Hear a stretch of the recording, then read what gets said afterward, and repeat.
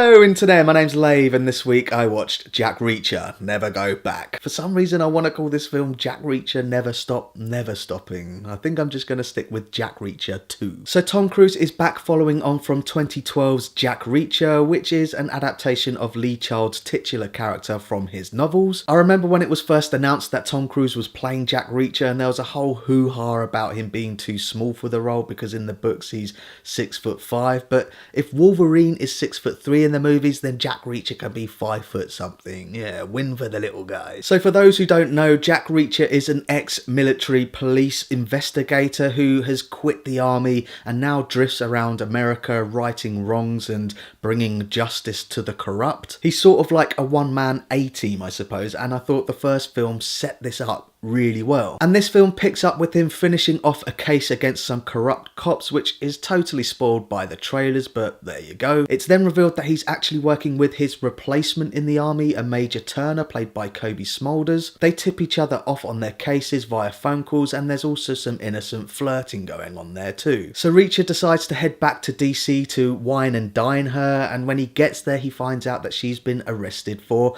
espionage. So he decides to investigate further and uncovers a plot to set her up, so he decides to break her out of jail and then they then go on the run to try and prove her innocence. And that's all well and good and revolves around a private military company, which is really simple, but they try to make it more complicated than it actually is.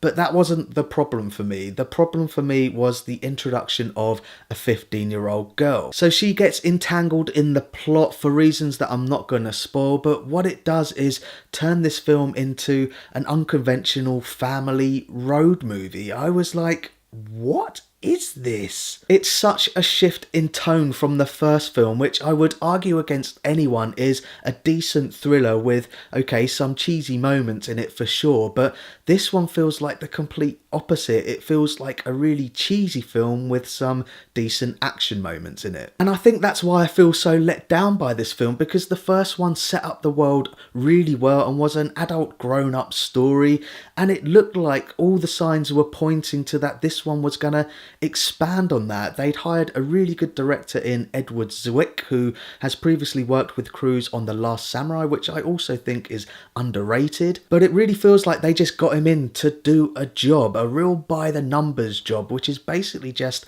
a knockoff of Jason Bourne. Seriously, when you look at all of the evidence, you've got the control team working behind the scenes trying to track our protagonists down. You've also got a highly trained assassin-like asset who's also trying to track down and kill our protagonists. There is a moment when the music sounds exactly the same as Jason Bourne. You've got the I swear it's been directly ripped from it. And one of the TV spots advertising this film even lists one of Jason Bourne's trademarks. I mean, the evidence is there. In terms of performances, Tom Cruise is in cruise control. Thank you very much. It is pretty remarkable that this guy can still kick ass at 54 years old, and he does give 110%, but I didn't necessarily buy the chemistry between him and Cobie Smulders' character, who's essentially playing the same character as she does in the Avengers movies. But having said that, there is one good bit of banter between them when they both want to go out and investigate something, but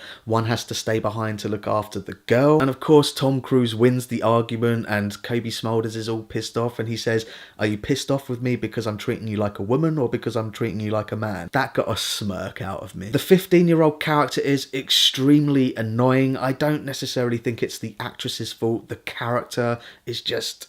oh. Prison Break's Robert Knepper pops up as a big baddie who's completely hamming it up. You've then got Patrick Heusinger's asset, who is completely forgettable. I mean, Jai Courtney's version in the first one is better, and that's really saying something. The only thing that I can say is that the action sequences are efficiently and competently made, but I just wasn't invested in the characters or their stories, so I just didn't care what happened to them by the end of the film. It's completely forgettable for me. So that's my thoughts on Jack Reacher, Never Go Back, and pause the video if you want to take a closer look at my enjoyment tracker now. This film feels very by the numbers for me. As I say, I think that The first one is a genuine contender to the Bonds and the Bournes of this world, whereas Jack Reacher Never Go Back feels like a cheap imitation. It just feels like such a letdown. If you're thinking about going to see it this weekend, you might want to consider The Accountant. I think you might enjoy the first hour and a half of that more than the entirety of this film. So thanks very much for watching my review of Jack Reacher Never Go Back. I really do appreciate it. If you can, please give this video a like and don't forget to share the lave. Jack Reacher Never Go Back. I don't want to, mate.